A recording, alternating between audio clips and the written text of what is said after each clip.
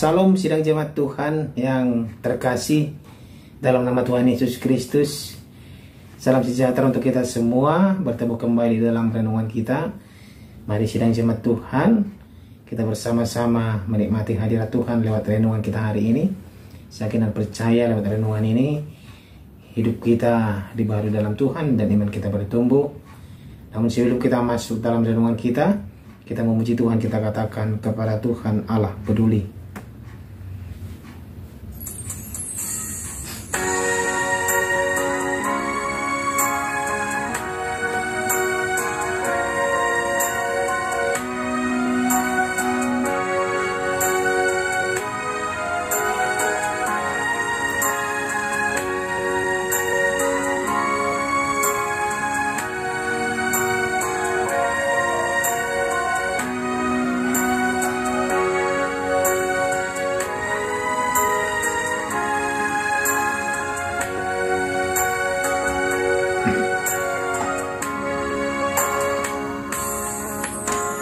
Banyak perkara yang tak dapat ku mengerti,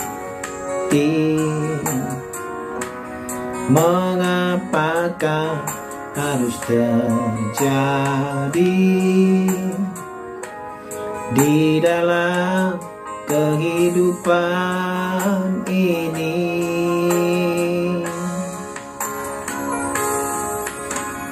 Satu perkara yang ku simpan dalam hati,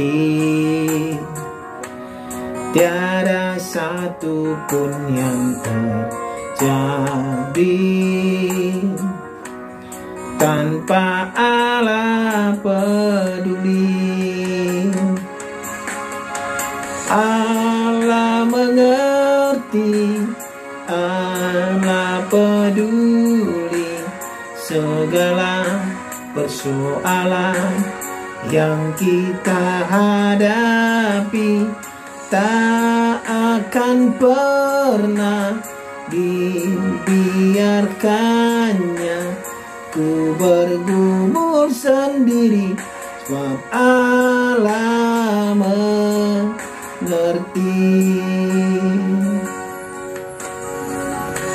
Amin.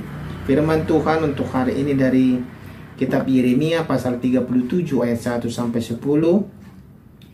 Demikianlah firman Tuhan. Zedekia bin Yosia menjadi raja menggantikan Konya bin Yoyakin. Nebukadnezar raja Babel telah mengangkat dia menjadi raja atas negeri Yehuda. Tetapi baik pegawai-pegawainya maupun rakyat negeri itu tidak mendengarkan firman yang disampaikan Tuhan dengan perantaraan Nabi Yeremia. Pada suatu kali Raja Zedekia menyuruh Yukal bin Selemnya dan Imam Zefanya bin Maseya kepada Yeremia untuk meminta, berdoalah hendaknya untuk kami kepada Tuhan Allah kita. Adapun pada waktu itu Yeremia masih bebas pergi datang di tengah-tengah rakyat. Ia belum dimasukkan orang ke dalam penjara. Adapun tentara Firaun telah berangkat keluar dari Mesir. Mendengar kabar itu, maka orang-orang Kasdim yang mengepung Yerusalem angkat kaki dari Yerusalem. Lalu datanglah firman Tuhan kepada Nabi Yeremia bunyinya, beginilah firman Tuhan Allah Israel kepada Raja Yehuda yang menyuruh kamu kepadaku untuk meminta petunjuk. Harus kamu katakan begini, lihat, tentara Firaun yang telah merangkat keluar untuk membantu kamu akan kembali ke negerinya, ke Mesir. Tetapi orang-orang Kasdim akan datang kembali memerangi kota ini, merebutnya dan menghanguskannya dengan api. Beginilah firman Tuhan, janganlah kamu membohongi dirimu sendiri dengan mengatakan orang-orang Kasdim itu telah pergi untuk selamanya daripada kita, padahal mereka tidak pergi untuk selamanya. Dan seandainya kamu memukul kalah segenap tentara orang Kasdim yang telah memerangi kamu itu, sehingga di antara mereka hanya tinggal orang-orang yang luka parah. Masing-masing di kemahnya mereka akan bangun dan menghanguskan kota ini dengan api. Demikian pembacaan firman Tuhan. Tema kita pada hari ini adalah Yeremia ditangkap. Sidang jemaat Tuhan yang terkasih, catatan sejarah berlanjut dari zaman Yoyakim hingga raja terakhir Zedekia. Ternyata keduanya setali tiga uang, artinya sama-sama menolak percaya pada pemberitaan firman. Raja Zedekia lebih keterlaluan lagi. Dia sendiri yang memanggil Yeremia karena meminta didoakan, tetapi ia tidak mau mendengar dan mematuhi firman Tuhan sebagai syarat doa yang didengar. Inilah kelakuan daripada Raja Zedekia, seperti dia mempermainkan Nabi Yeremia dan juga Allah. Memang saat Zedekia memerintah, pasukan Mesir menekan pasukan Babel, sehingga pasukan Babel mengundurkan diri dari pengepungan mereka terhadap Yerusalem. Rupanya kesempatan itu dipakai Zedekia untuk mengadakan persepakatan dengan Mesir melawan Babel. Dia memiliki akal-akal yang licik sekali. Yeremia menyampaikan peringatan keras bahwa Babel akan datang lagi, dan kalau sampai Zedekia memberontak, pasti akan dilibas habis oleh kerajaan Babel. Bukannya percaya dan segera bertobat Zedekianya, raja menambah dosa lagi dengan membiarkan Yeremia ditangkap oleh pegawai raja, dipukuli, lalu dimasukkan ke talang air di bawah tanah. Baru ketika Yeremia memprotes tindakan yang tidak adil itu, raja memindahkan dia ke tempat yang lebih baik, tetapi tetap sebagai tawanan. Inilah kenyataan pikul salib. Inilah yang dialami oleh seorang nabi, itu Yeremia. Ya, sidang jemaat Tuhan, pemberitaannya ditolak, dia lagi dihukum, dia lagi dijulimi, dia lagi disiksa. Padahal yang disampaikan oleh Nabi Yeremia adalah firman Tuhan, firman Allah yang disampaikan kepada raja itu agar raja itu bertobat dari dosa-dosanya. Pemberitaan daripada Yeremia ditolak mentah-mentah, dan dirinya dituduh sebagai pengkhianat bangsa. Banyak sekali yang dituduhkan kepada Yeremia. Padahal sebenarnya sidang jemaat Tuhan, kita tahu hati Yeremia penuh dengan kasih dan kepedulian saat melihat bangsanya menuju kepada kehancuran.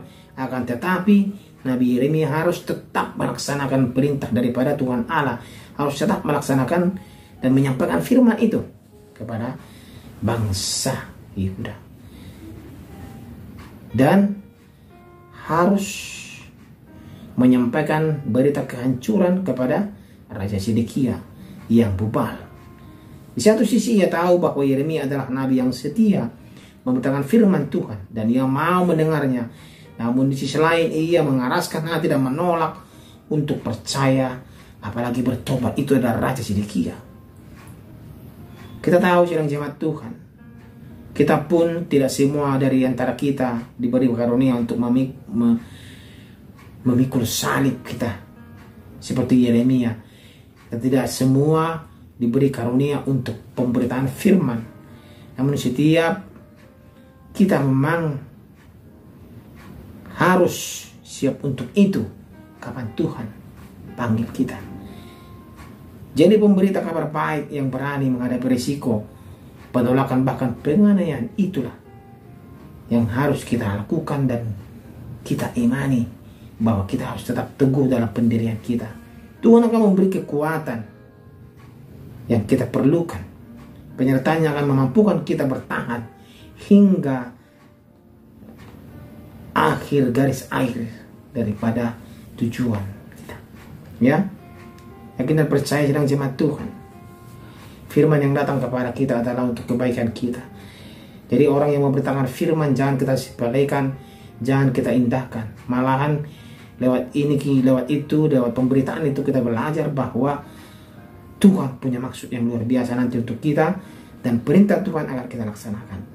Itu yang penting, firman-Nya kita laksanakan.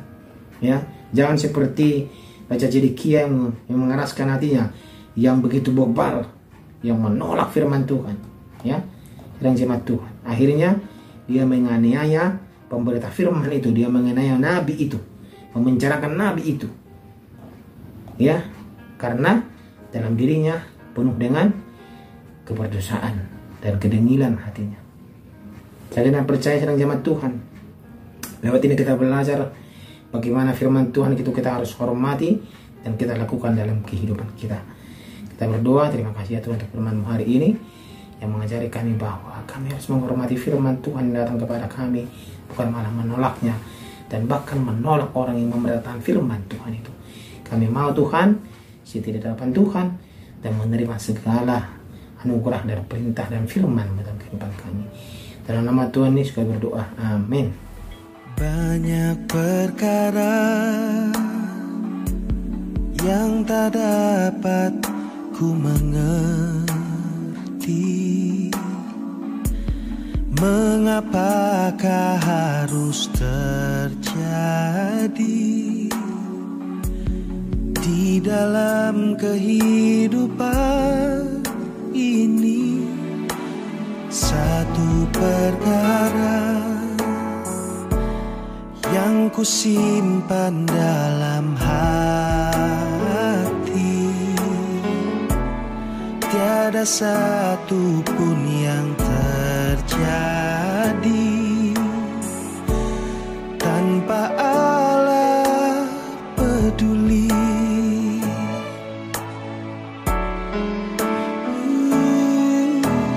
Allah mengerti, Allah peduli segala persoalan yang kita hadapi. Takkan pernah dibiarkannya ku bergumul sendiri, sebab